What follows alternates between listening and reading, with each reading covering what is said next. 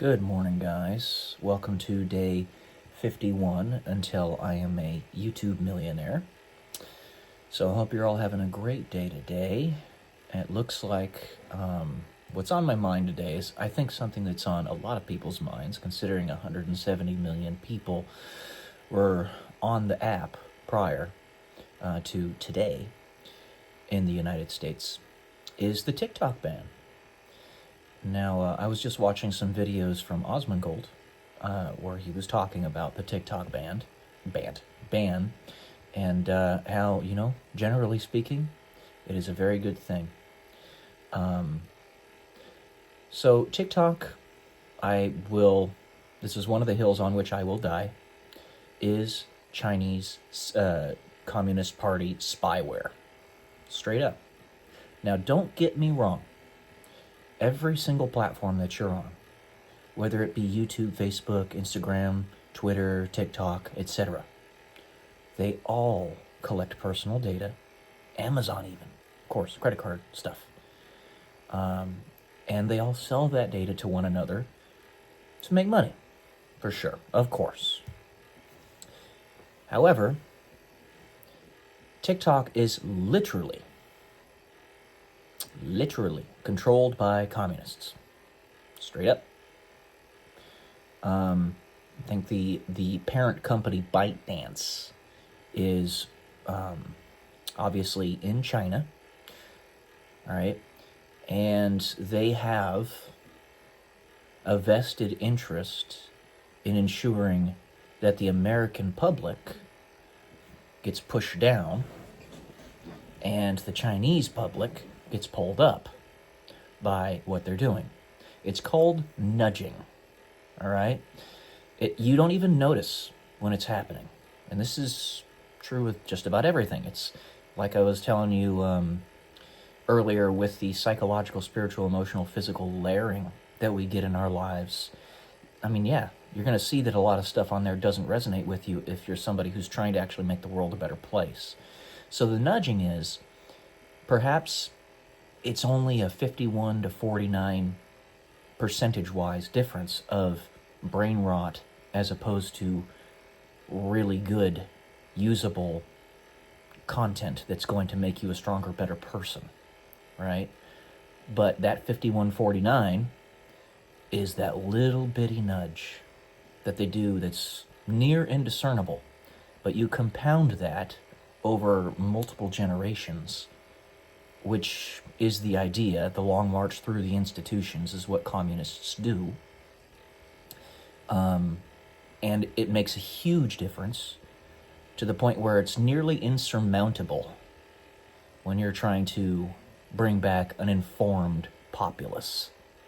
And an informed populace is a requirement for a democratic republic, which is what we are trying to have here in the United States, the great experiment that is our country. From day one, the founding fathers, they all said, this is an experiment. We don't know if this will work. You have a republic if you can keep it. All right?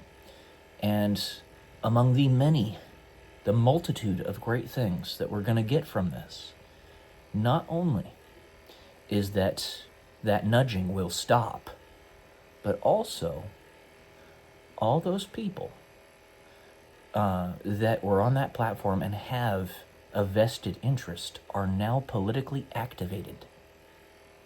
So they're going to become more immersed in things that matter. I'm watching Osmongold, who's a gamer, right? But he's talking about meaningful things that aren't just simply games. It's not all he does, And this ties in perfectly with that. It's not only that we're dealing with that brain rot, that we're dealing with a communist party that seeks to destroy freedom and individualism, but also that we're trying to combat a politically asleep population. Every single one of us in some way, shape, or form. So it's activating them. And honestly, this is not President Trump's fault. What is going on with TikTok? He's said, and I think the stance is perfect, this is a 4D chess. It really is. He might not even be aware of it, but somebody is. He is opposed, quote unquote, to the TikTok ban. So is Rand Paul, Dr. Rand Paul. He's a senator from Kentucky. One of the best congressmen, senators that we have in Congress. He's a good dude.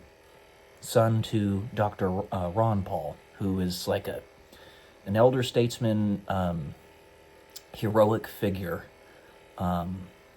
legendary figure in the, what's the word? The pantheon, that means many gods, right, of libertarianism. I'm being kind of silly, but he's like a big legendary figure in libertarianism. Good dude. I love Dr. Ron Paul. He's fantastic. And ultimately, me being a minarchist libertarian, in other words, minimal government, as small as humanly possible, this is all nudging in the right direction now. So we're no longer getting the communist nudges. We're now getting the nudges to get us back to healthier living. No more brain rot. Now, what we have is sowing the seeds, again, the ones that evil forces were trying to rot out of us, of healthy living. Sowing the seeds of having children. Sowing the seeds of building legacy. Of building personal worth. Of living as an individual with faith and strength and purpose. So the 4D chess of Donald Trump saying that he's opposed to it, and for a reasonable purpose. I mean, he had a really sizable reach on that platform towards the end of TikTok's time as a platform in the United States. It cannot be blamed on him that this is happening. But it can be used to wake people up. It was actually a 9-0 decision by the United States Supreme Court to ban TikTok. And it was a simple proposition for them. I mean, I'm talking about TikTok. All they had to do was divest their interest away from the Chinese Communist Party.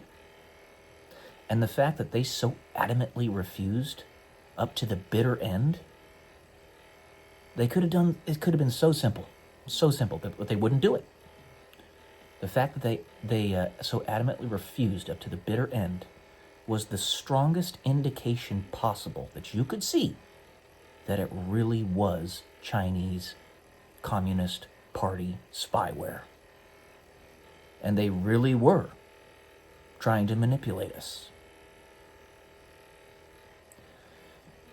It's so insidious, so difficult to see, difficult to discern, especially with a politically unaware public,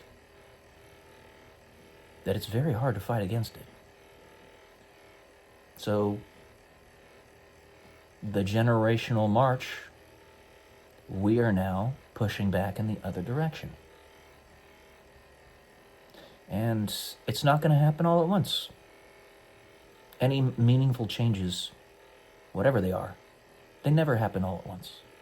And nobody ever said they're going to be easy. Nobody said that we're going to enjoy it while it's happening. Just remember, when you get to that end stage, you're going to see that it was worth it. It really was. I was on TikTok myself. Didn't have much of a platform or a following on there, but I was on it. I kind of knew for a long time what it actually was. And yeah, YouTube, I'm very grateful my videos are actually getting decent impressions on this channel.